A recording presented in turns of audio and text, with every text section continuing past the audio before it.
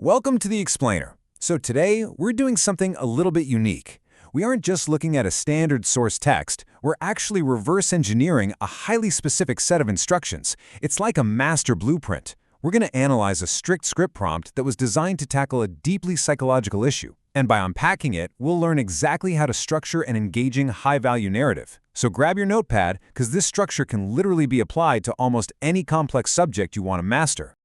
Okay, let's dive right into this. Our entire source text for today is just a single really dense prompt. It reads, create a full, detailed YouTube script on this topic, why you can't rescue your wife or your mom, the drama triangle. The script should be written in a friendly, conversational tone. It should include a strong hook, a clear intro, step-by-step value delivery with examples, and a strong call to action at the end. Write it as natural spoken dialogue, not as bullet points. Now, this densely packed paragraph holds the entire DNA for our discussion today. It's a perfect set of constraints, you know? And over the next few minutes, we're going to dissect exactly why these specific rules are incredibly effective for teaching such a heavy topic. Moving on to Section 1, the drama triangle. Notice the sheer specificity here. Our source doesn't just ask for some generic overview of the psychological concept known as the drama triangle. Instead, it strictly defines this concept through a very specific relational lens: why you can't rescue your wife or your mom. And honestly, this is brilliant. It grounds high-level psychology into deeply personal, intimate family dynamics. We're dealing with the absolute futility of playing the rescuer role with the most important women in a person's life.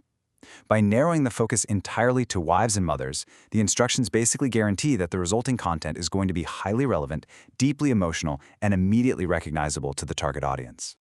All right, Section 2, a conversational tone. Now, what's really fascinating here is the juxtaposition it creates. We just established that we're dealing with the drama triangle, right? That is a heavy psychological framework involving victims, rescuers, and persecutors, specifically within family trauma. Yet, the source text explicitly mandates a friendly, conversational tone. Why? Well, think about it. When you're explaining deeply personal behavioral flaws to an audience, like telling someone they need to stop trying to save their wife, a clinical or academic tone is instantly going to make them defensive. A friendly, warm delivery is absolutely crucial to disarm the listener. It makes those hard truths approachable and ensures the message actually resonates. And this brilliantly illustrates an explicit anti-pattern in the text. It strictly forbids a sterile, list-based approach with bullet points. Instead, it demands natural spoken dialogue. This really highlights the stark contrast between rigid, corporate formats and the required natural flow. I mean, you can't teach someone how to navigate complex, emotional family dynamics by just reading them a robotic list of bulleted facts, right? True understanding of relational psychology requires human connection, storytelling, empathy, the whole shebang. And you can really only achieve that through natural spoken dialogue. Next up, Section 3, the script architecture. So, here is the absolute architectural skeleton provided by our source. We have 4 sequential steps mandated. Step 1, a strong hook. Step 2, a clear intro. Step 3, step-by-step value. And Step 4, a strong CTA, or call to action.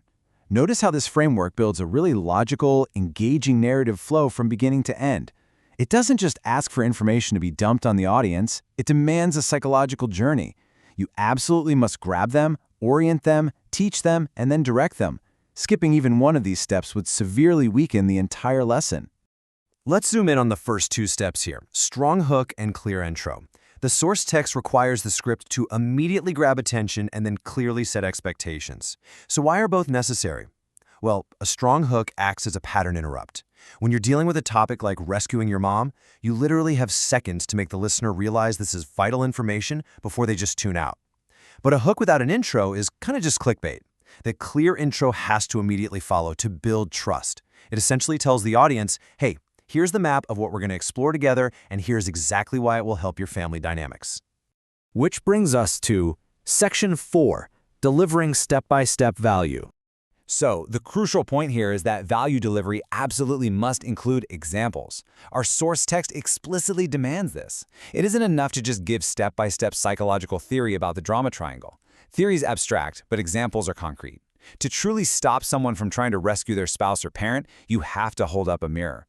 You've got to give them specific, relatable scenarios, maybe like an argument over a family dinner, or a recurring complaint from a spouse, so they can actually recognize their own behavior in the story. Without examples, the value delivery remains entirely theoretical and honestly, pretty useless. Finally, the blueprint requires a definitive finish, a strong call to action at the end. This is all about transformation.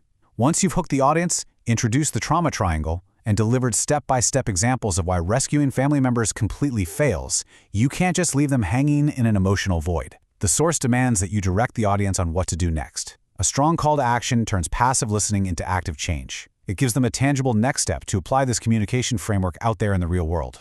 Which brings us to the end of our structural explainer today and perfectly sets up our final question. We've deconstructed this entire source prompt, revealing how specific constraints around tone, structure, and focus create a literal masterclass in effective communication. You've seen the blueprint for explaining complex relational dynamics.